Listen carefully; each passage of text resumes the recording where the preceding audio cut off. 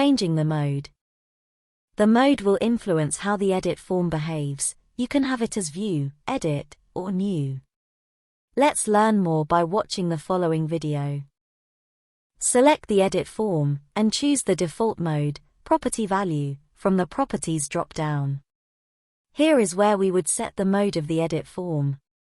What we are going to do is make that a dynamic, so you can switch it between View, Edit, or New. Let's go back to our search screen. Add a button, and change its text property value to New Record. Select the onSelect property and enter the following formula. We are declaring a global variable, because we need to pass this value to the other screen.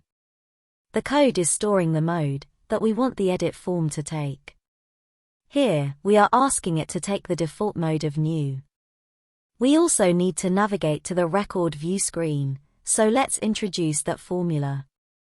We are using the navigation formula. This navigates to a screen of your choosing.